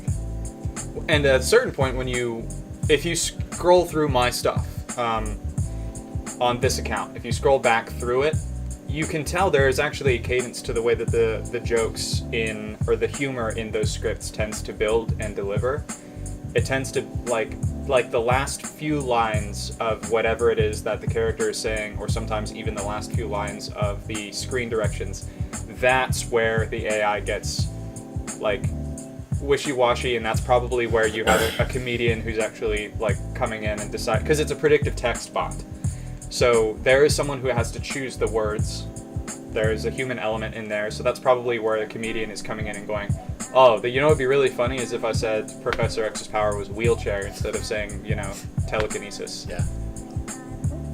Or he's got a wide variety of powers. Professor X is just a telepath, I think, in general. Yes. Also, have you seen Moonlight? I have not. I'm probably gonna wait for the entire thing to come out before I just plow through it all at once. Smart. Disney has this really bad habit of having one episode. They seem to plan their content the way that Netflix does, but Netflix knows that when they publish their stuff, most of the time, it's all coming out at once, and it's programmed to be bingeable. Netflix has spoiled us that way because I feel like other streaming platforms should do that. Mm-hmm. You know what I mean? Like I get the one episode a week type thing, but I also feel like that's pretty outdated at this point. I don't even know how outdated it's. Unless it's like reality TV or something that's yeah, time is of the essence kind of thing, but you gotta think they have the rest of the episodes ready. They're not shooting them and editing them or anything like that. No, not a chance. So I'm not really sure what they gain from like teasing out. They're just sitting on them. Yeah, I agree. They are. I guarantee you, they are not adding any finishing touches or anything. I would say the first episode is great, but it doesn't pay off until the last 5 minutes. How many episodes are now? Just one. Like, oh, that's it. Just one, yeah. Oh. And like the way that they do that, you get to the end, and it's the same thing that happened with the Loki series.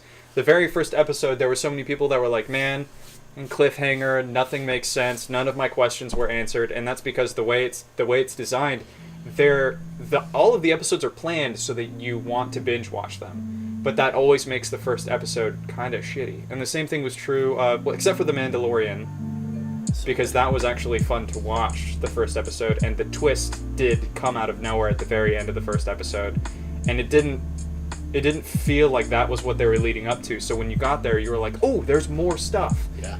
But with the Moon Knight one and with Loki, I haven't seen Book of Boba Fett, so I'm not going to comment on that one. But with those two Marvel series, and with Falcon and Winter Soldier, WandaVision, all of those, the first episode tends to build to the answer to a question that you already have at the beginning. So I don't want to spoil Moon Knight too much, but you are wondering where this guy, like, how is this guy a superhero? And that doesn't get answered until like the last 5 minutes in like a very brief, like, yeah, this is how these things have been happening or whatever. Yeah. So I would say wait until the second episode comes out at least. That way you actually get to see some of the stuff you want to watch in the series. I'm gonna wait for the whole thing to come out and then plow through it. That's fair. I can wait another month or whatever. What, it's like 6 episodes? It's supposed to be, I think. Is it? I think so. It's not more than 6 or 8, I don't think. Pretty I do know that I think Loki was supposed to be longer and then it was cut short, and then did he get the axe? Like, huh? did the Loki show like get the axe? No, they have a second season coming out at some point. I haven't seen it. But Moon Knight is interesting because I think they're using it to potentially bring in Doctor Doom, I think, or at least tease him, and then Doctor Doom is going to show up later on. So Doctor Doom is obviously very closely tied to the Fantastic Four, and he has the potential to be like a cosmic level villain. Yeah, for sure. I think he is going to be the pivotal villain. He may get introduced in the Fantastic Four more concretely, but I think he's going to be the pivotal central villain of the next Avengers style movie, with a new cast of Avengers, where like maybe we're familiar with a half of the heroes that are there, but it's going to be a terrestrial threat, so it's probably going to be not Captain Marvel, not Thor, not any of that stuff, but it's probably going to be the Fantastic Four plus any of the Avengers that are still like in active service, stuff like that. It's either going to be that or it's going to be Secret Wars, and then they'll probably build up to Galactus being the next Thanos. I was just about to say Galactus. That's what I would have thought. The next big hot shit. Yeah, basically. And there's probably going to be I'll call it now. There's going to be an end credit scene with the Silver Surfer. Yeah, for sure. It has to be. And I think it's going to be Guardians of the Galaxy. I think it's going to be an end credit scene in Guardians of the Galaxy or Thor: Love and Thunder. Are they currently have they started working on the Fantastic Four reboot? I think so. Has that happened yet? Because there were a lot of rumors of different people being cast, like John Krasinski being cast as Mr. Fantastic. I don't know who they would use for the Human Torch. It would be funny if Chris Evans retires as Captain America, and then after the stuff in the multiverse, all of that stuff, if he comes back as the Human Torch from the original Fantastic Four movie. Honestly, man, they could. That would be hilarious, I think. I doubt he would do it, but probably because the one Fantastic Four reboot we have is hot trash. But yeah, Michael B. Jordan is okay. Like he's a passable Human Torch. I kind of really want him back as he could definitely be something. Killmonger.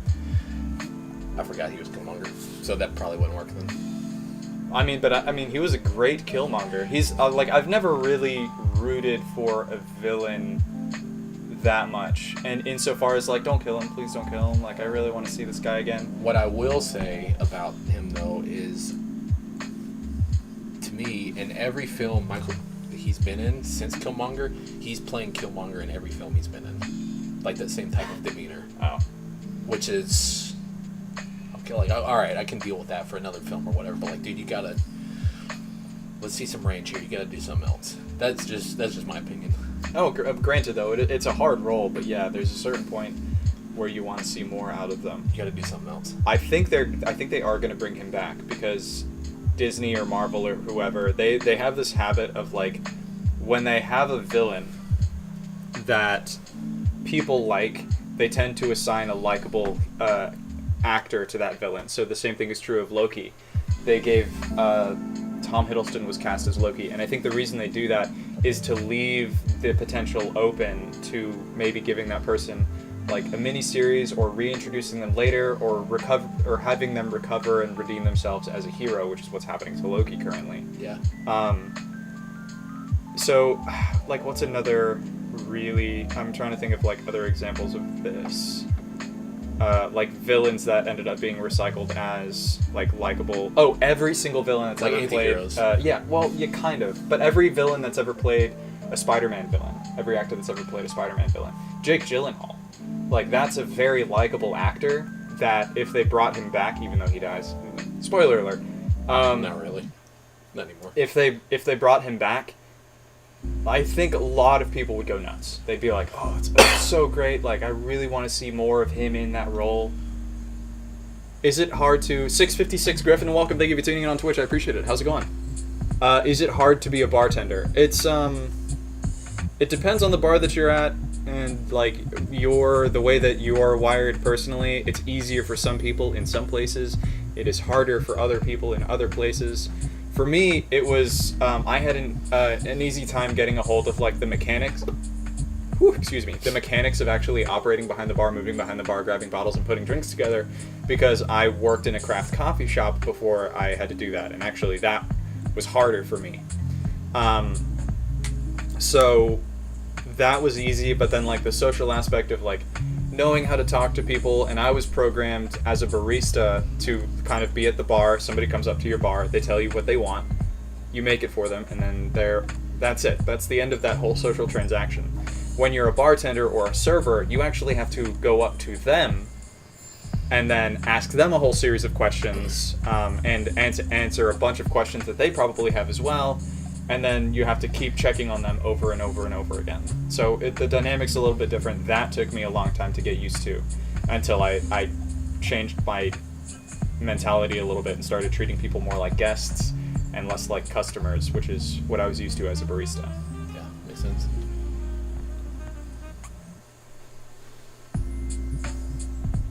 I forced a bot to watch over 1,000 hours of Point Trick Twitch and told it to write its own. Here's the first. Could you imagine if you programmed a bot to listen to a bunch of bar stories, like bar nightmare stories? And then you read your own script, your own bot script. Yeah. And then I feel like I could write one of those, but I don't know. Would I write a script where I deliver a story? The script is me delivering a story here like I normally do, or a script for something that has happened to me at the bar? I feel like a script for something that has happened to me at the bar would probably be a little bit funnier. Yeah, for sure. It'll happen one of these days. So this woman came in and this whatever something or other and asked for this drink. And then when I told her what was in it, she said, okay, that's great. And then when I served it to her, she didn't want it because she didn't like anything that was in it. Or whatever. That's happened to me many times, where someone's like, hey, what is in your agave Maria? There's mezcal, pineapple juice, lime juice, agave syrup, a little bit of Fernet or whatever, and shaken, served on a rocks glass over a big rock with a pineapple leaf or a lemon wedge or a lime wedge or whatever. And then they're like, oh, okay, cool, I'll have one of those. And then this has happened, serve it to them, and then they taste it and go, is there mezcal in this? And I'm like, it's the first thing I told you was in there. Also, the ingredients are listed on the menu. And then they're like, yeah, sorry, I just don't like mezcal. And I'm like, oh my god. What? Dude, it's like, that is just a little bit, it is almost as dumb as getting French fries and then, like, dipping them in ketchup and going, yeah, sorry, I just don't like ketchup. Like, You did what? That. You did that. Oh my god. What do you guys have on your burger? Lettuce, tomato, and onion. Oh, okay, I'll have a burger. Or you want everything on it? Yeah, just however it comes out. And like, dude, I don't like onions. I don't like onions, or I don't like tomatoes or whatever. I'm like, You had okay. You had the chance to rectify this. Yeah. And you chose not to. Stuff like that happens all the time, and it's because people they're not all there sometimes. And I don't mean like that people are stupid. Some people are stupid. But I mean that they're not really paying attention. They're not actually trying to have a conversation with you. They're not listening to their bartenders or their baristas most of the time. Yeah. When I was a barista, I had a woman, I think I've told you this story before, but I had a woman come in, and she was like, hey, she came in with her daughter, and I think the grandmother or whatever, and she ordered herself, I think, a Royal Moose Mocha Chiller, and then for her child, she wanted an iced mocha. And I was like, okay, cool. And then she said, yeah, but could I get that with no mocha? And I was like, What? 16-ounce iced mocha, no mocha? And then she was like, yeah. And I was like, okay, that's just an iced latte. But I didn't say that. So I was like, okay, got it. And I said it again to her, 16-ounce iced mocha, no mocha. She was like, yes, please. So I go about making an iced latte, and I give it to this little girl. And she's like, Mommy, there's coffee in this. And she looks at me, giving me dagger eyes, and goes, I told you not to put any coffee in her drink. And I was like, ma'am, you told me not to put any mocha in her drink. And she was like, no, I told you not to put any coffee in there. And I think it's because most people some people don't know that mocha just means chocolate. So I made you a chocolate latte without any chocolate in it. So I made you a latte. If you didn't want coffee in it, you should have said no coffee. Yeah. Well, so if you're doing an iced mocha without coffee, then you're basically getting chocolate milk. Also, if you want a drink that doesn't have coffee in it, don't order it in a coffee shop. Yeah, just go to the gas station. Yeah, or like grab one of the sodas, or because we have like Gatorade and shit in there. Yeah. Some people are dumb. Yes. That's a fact. Bar rescue rules, man.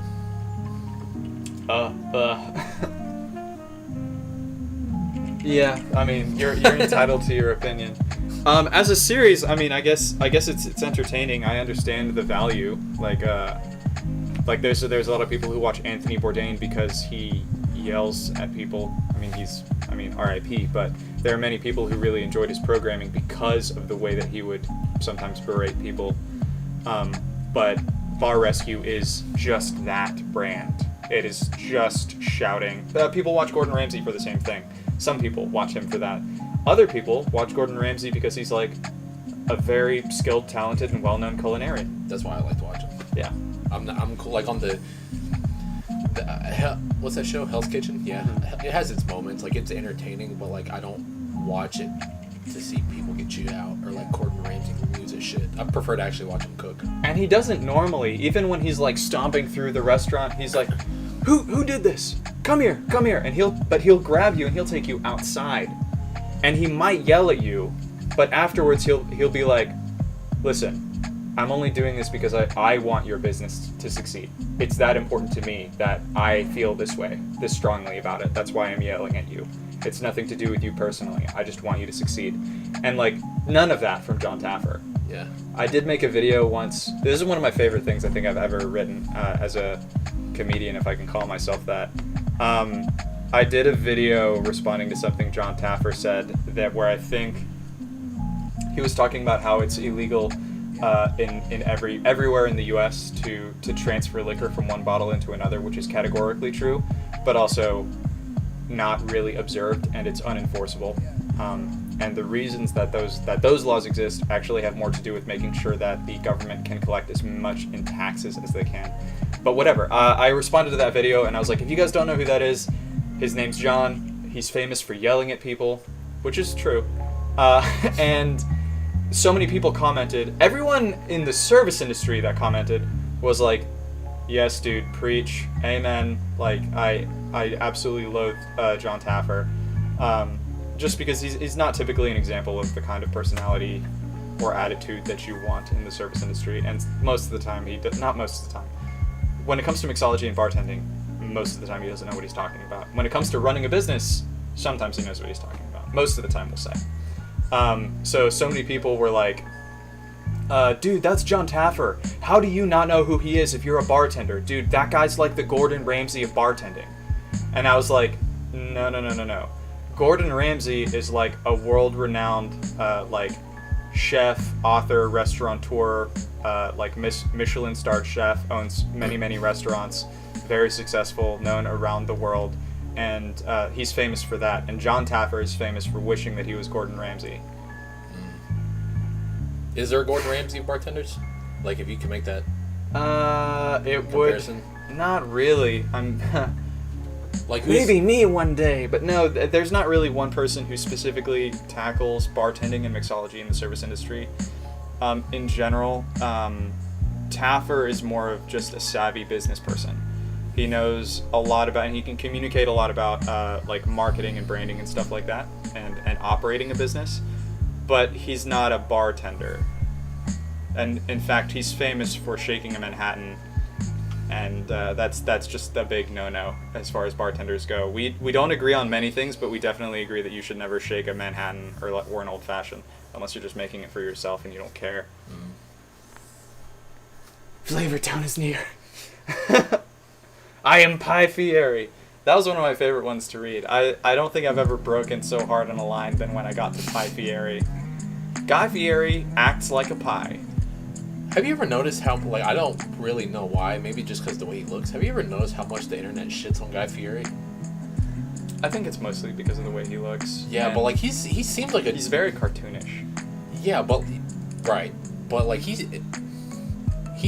generally seems like a pretty... Decent guy. Yeah. Yeah. I think it's probably just because the frosted tips, the goatee that's also frosted, the really loud, not Hawaiian shirts, but whatever you call those, Floral print? bowling shirts, whatever. Oh, yeah. That's probably that, but like... I wonder if he looks like that all the time, or if he just like I'm gonna say, puts yeah. on the sunglasses and like does everything like crazy for when he's on TV, so that when he's not on TV, because Dolly Parton does this, so that when they're not in the public eye, all they have to do is just look normal, and no one notices. I don't see that with him. I think Me neither. I think that's him. I think that's Yeah, the no, real that's him. Guy Fieri. And even if he didn't want to do that, he's kind of what's that expression? It's like he's a prisoner of his own stardom or something. You know what I mean? It's Ego death. something like that. Like there's no way he could get away with just kind of going out in public and people not knowing who he is. You know. I feel like if he wanted to, it would be easy because his He would have to known wear a hat. personality is so. Yeah, That's all he would have to do, honestly. He'd have to wear a hat and like not wear Don't wear a Pit Viper sunglasses or whatever it is that he wears. Don't wear a bowling shirt with flames going up it. Yeah. You know what I'm saying? Like, if he does that, yeah, he can probably, If he went out in like a long sleeve button up, like if he went out wearing this and had like a beanie or something over it and didn't wear like sunglasses, maybe I would go full Clark Kent and I would put just like regular glasses that don't have prescription lenses in them if you don't need them. Just clear, put them in there, and like he would look like a completely different person. At best, I think someone might be like, "Hey, has anyone ever told you look like Guy Fieri?" But you know what would still be the big giveaway is this. He has the frosted goatee. I feel like a lot of people are going to remember that. Because they're going to see that, that's going to jump out at them first, and then they're going to connect that to the rest of his face. Like, oh wait, you look like, or you are. Hold on a second. Yeah. I'm not Guy Fieri, I'm Pi Fieri. Fuck! Apparently it's more accurate than it has the right to be. Oh, I'm curious as to what, from Kenny, welcome, thank you for tuning in. I'm curious as to what AI you use. Is it proprietary software? No, and I didn't make it, I didn't program it, and I haven't actually written the scripts that I'm reading out loud. They're all pretty freely available. You can find them on Instagram under the bot scripts account. It's bot_scripts. And you can also find them on Twitter if you go to Keaton Patty, KeatonPatti. He is actually the author of many of these scripts and popularized the whole I forced a bot to watch 1,000 hours of format. He's the guy who's credited for doing that. And he actually is a comedian and a writer. But it's a predictive text software that you can find at botnik.org, botnik.org. And the way that you program it is you have a simple text document, a TXT document, that has whatever it is that you're trying to have the bot extrapolate predictive text for. So, like for example, and then in order to get it to watch 1,000 hours, if it probably doesn't actually realistically work that way, but if you wanted to do that, then what you would do is you would say, like, each page of a screenplay is typically about a minute in read time. So you would just 1,000 hours times 60 tells you how many minutes, and that tells you how many pages you need to feed the bot. So you just program it to read the same thing over and over and over again, read it or digest it over and over again until it has like the conditionals, so it knows that, like, hey, if they use this word, they're going to want to use one of these other 12 words. And then you have to have someone actually going in and picking the words as they go. That's the main reason why the scripts actually are so funny, is there's a comedian behind the scenes, like, punching up the jokes as they come. So, like, the example I used with Dylan earlier is in the X-Men script. It says, Professor X's power is wheelchair. And that's the end of that line. And I'm positive he had the option to say Professor X's power is telepathy or telekinesis or psychic or whatever. But he chose wheelchair because when he saw that option, that's obviously the funniest option. Yeah. So there's a comedian pulling the strings. That's why the scripts are as funny as they are. Question about the title. When you say recovery, do you mean like muscle protein synthesis or hangover? What are we talking about? Oh, the title of the thing it's talking about your recovery for your bionic leg. Oh, there's a title to this stream? Yeah. What's the title of it? I didn't know that. Recovery. It's recovery and UberBeer Q&A AMA. Oh, yeah. No, it's yeah. I'm the recovery portion of that stream. I had reconstructive ACL and meniscus surgery 3 weeks ago, and this is my first time back on the stream since then. So that's all it is. Bottom king. What is this? Bros, just keep going. Cheers. It's 3 a.m. here in Hungary. See you next time. Dude, thank you for sticking around, tuning in this late and from the other side of the world. You enjoy the rest of your night, dude. Get some sleep. And hopefully we see you next time. Thank you. Damn, I'm hungry. It is a wheelchair. Think about it. Dang, glad to see you up and walking. Don't forget, Thank you. Batman is an all-time... Oh, yeah. Batman. He is sometimes Batman, sometimes Bruce Wayne, all times orphan. Yeah. They really harp on him being an orphan. It's a very weird sense of humor that the comedian has, and that ends up coming out through the bot. Sometimes it's really problematic. Like when there's one that was like blacker than and I didn't actually read the full line in the script because the full line was blacker than Samuel L. Jackson. The reason I didn't do that is because it was the actor's name. If it was the name of the fictional character that he was playing, that would have been a little bit different. Because that's not a real physical person. Yeah. But yeah, I don't think you can. It just doesn't feel right to talk about real people that way so nonchalantly, even if it's a funny line. Yeah. Just not my place to cross that line. Yeah. I just completely skipped over that when I saw it. I think I got to that one and I just went, wow, and then just skipped the line entirely. I want to go to Hungary. I do too. I don't. It's sort Budapest, right? It's in Hungary. Mm-hmm. Yeah. You know, this lady invited Hannah and I to stay with her and her family in Italy last night. I have a very weird life. Do that as soon as you can if you don't feel like it's sketchy. Oh no, she's an old bar regular of mine. Oh, okay. And so Hannah and I actually ended up going to. She was supposed to work last night, and then she got called off because it was super slow. Because she doesn't work at a sports bar. It was the playoffs. Is this NCAA championship? That's what it was. Yeah. And so they were just dead slow, so they told her to stay home. So I wasn't even going to be live yesterday anyway, but since we were at home, I was like, why don't we go out? Like, otherwise we never really go out. And we went back to the bar I used to work at, the Worth Tasting Room. And my old GM was still there, which was really cool. A few of my regulars were still there. And one of them just sat down with us. We brought Rosalie with us, so she loved her, and she was like, you all just need to come like stay with us in Italy. We're gonna go to Italy. I don't remember the days that they're going, but apparently they booked like, I don't want to use too much strong language, but they booked apparently a villa that is bigger than they needed. So they're like, yeah, there's a pool, it's a villa, like you'll have all the space that you need. You won't even notice me. Yeah. I'll make myself available. Hijack it for them. I was thinking about like contacting her and being like, hey, we definitely want to do it. You just have to let us do something for you and your family. Whether it's that you let us buy you dinner or that we make drinks for everyone while we're there.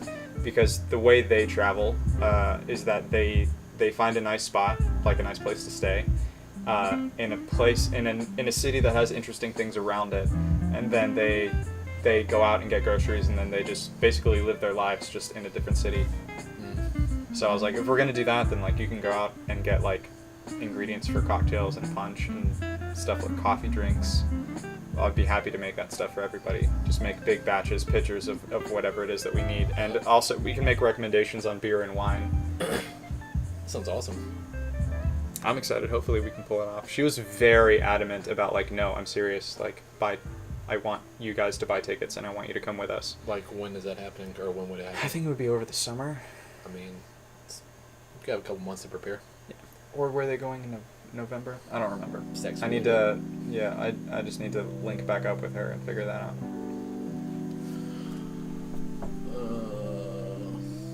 By the way, I like your bar setup there. Low key jealous.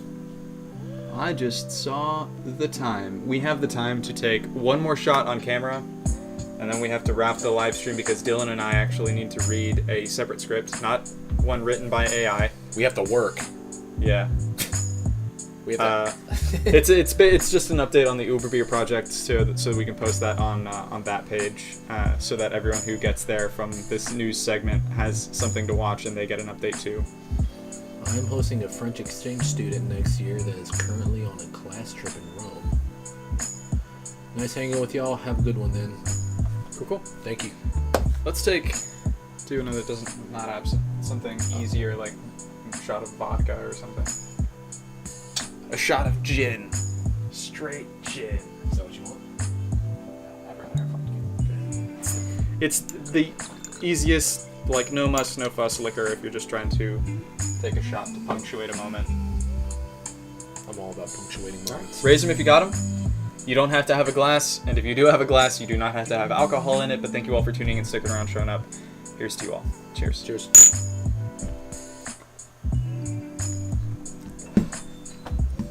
All right, and there's a little bit of that absinthe flavor still left in there. So Absinthe flavored vodka. that is it for this live stream. Well, it's not as strong as the absinthe was. That's it for this live stream. Thank you all for tuning in, sticking around, showing up. Thanks for all of your help and support. Hopefully we have been helpful and supportive for you all as well. That's why we do everything that we do here. We're going to have an update on the UberBeer project up on the page tomorrow, and then on this TikTok page, we're going to have the AI script for the Rocky movie, which is going to be very fun for me to edit.